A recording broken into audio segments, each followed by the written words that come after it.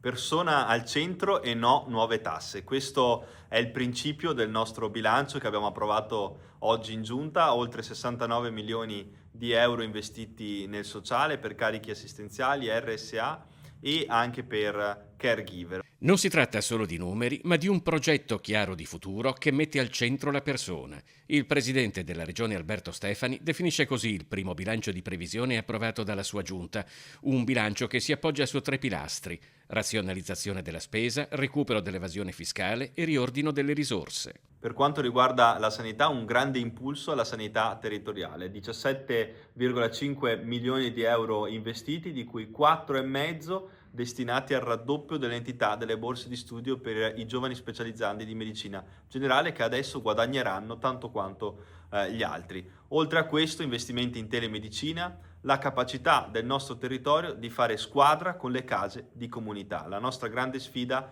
della medicina territoriale. Per la prima volta, inoltre, vengono subito stanziate a bilancio le risorse complessive necessarie al sostegno delle scuole dell'infanzia, 38 milioni.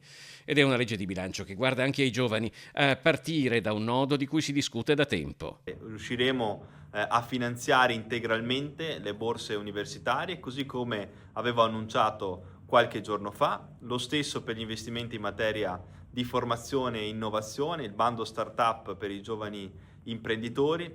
Più in generale si parla anche di rafforzamento del sostegno al sistema produttivo e delle imprese, semplificando le procedure e favorendo l'accesso agli strumenti finanziari necessari per competere. Per i comuni inoltre è rifinanziata con 18 milioni di euro la legge a favore della mobilità e della sicurezza stradale. Per l'ambiente, 50 milioni contro il dissesto idrogeologico e un piano speciale per la piantumazione di nuovi alberi per 1,5 milioni di euro.